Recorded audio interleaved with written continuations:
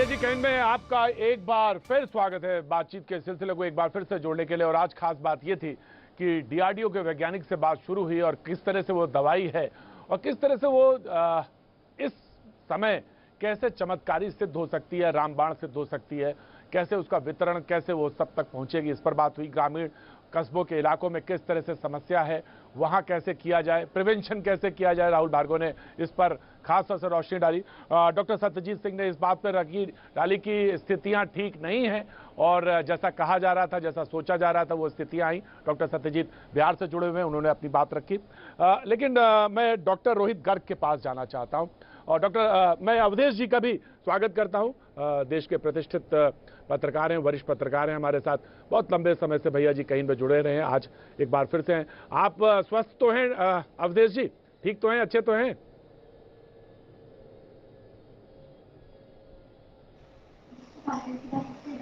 जो बीमारी है उसकी चपेट में नहीं आया हूं, ये बड़ी बात है मेरे लिए। हालांकि प्रतीक जी, अभी मैं थैंक जहां यू सो मच। हूं। मैं ओके। मैं आता हूं, अभी आपके मैंने पास आता हूं। मैं आप कहां हैं अभी? अभी आप कहां हैं? मैं अभी बिहार में मुजफ्फरपुर में हूं, एक गांव में हूं, और यहाँ की स्थिति जो मैंने देखी है वो जरा चिंताजनक है। क्योंकि गांवों में पहले लग रहा था कि मैं नहीं बिल्कुल वही होगा।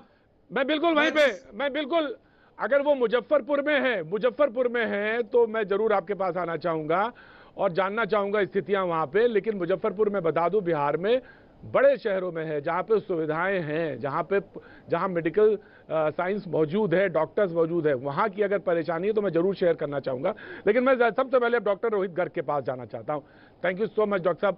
कम से कम एक रोशनी, एक हंसी, एक मुस्कान और कैसे एक ये आए, कैसे पॉजिटिविटी लाए, ये डॉक्टर ही बता सकता है। और डॉक्टर रोहित गर्ग हमारे साथ मनोचिकित्सक मौजूद हैं।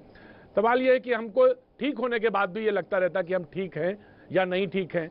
हमको ये लगता रहता है कि निमोनिया हुआ है, 6 महीने तक हमको बताया गया है कि आपको प्रिकॉशंस लेने हैं। पता नहीं मैं ठीक हुआ हूं, पूरी तरह से ठीक हुआ हूं, रिकवरी हो पाई है या नहीं हो पाई।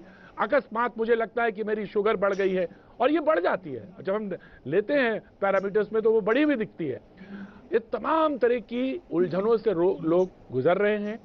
जो स्वस्थ हैं वो बीमार होते जा रहे हैं और एक अनिश्चय सा जो लगता है कि अगर बीमार हो गए तो बेड मिलेगा या नहीं मिलेगा, इसी में बीमारी आ जा रही है। Doctor Garg. Thank you Trivedi ji. सबसे पहले तो मैं ये बताना चाहूंगा कि एक स्ट्रेस जो होता है, अगर वो 2-3 दिन के लिए आता है तो वो बॉडी और माइंड सहन कर लेता है। पर जब वो कुछ दिनों के लिए लगातार बना रहता है तो वो एक क्रॉनिक स्ट्रेस बनना शुरू हो जाता है। तो जब भी क्रॉनिक स्ट्रेस बनना शुरू हो जाता है तो हमारी बॉडी जो है उसको एक तरीके से रिस्पॉन्ड करने लगती है। हमारी बॉडी कुछ ऐसे हार्मोन्स प्रोड्यूस करने लगती है जिसको हम स्ट्रेस हार्मोन्स कहते हैं, जैसे कि कॉर्टिसोल।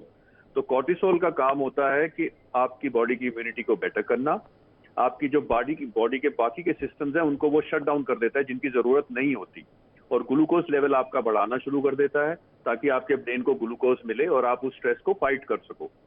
लेकिन क्रॉनिक स्ट्रेस के दौरान क्या होता है, जो इम्यूनिटी है वो रेजिस्टेंट हो जाती है कॉर्टिसोल की, और उल्टा जो है आपका इम्यून रिस्पॉन्स काम करना बंद कर देता है।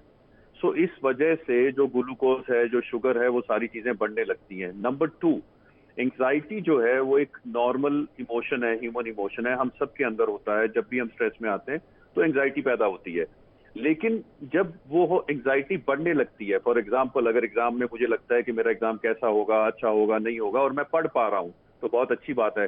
लेकिन अगर मैं उस एंग्जाइटी की वजह से पढ़ ही नहीं पाता हूँ, सो ही नहीं पाता हूँ, तो वो एक एंग्जाइटी डिसऑर्डर बन जाता है।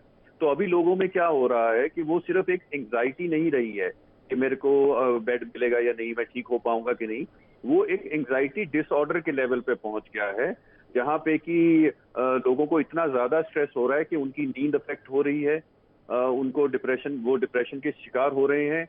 ओसीडी नाम की एक बीमारी होती है, ऑब्सेसिव कंपल्सिव डिसऑर्डर, उसमें हमारे पास ऐसे केसेस आए कि एंग्जाइटी की वजह से लोगों ने इतने हाथ धोए कि उनकी स्किन उतरने जैसी हो गई, क्योंकि उनके मन में इतना ज्यादा पैरानॉय था, भय था, इतनी ज्यादा एंग्जाइटी थी कि इन्फेक्शन होने की, कि उनकी स्किन तक उतरनी शुरू हो चुकी है।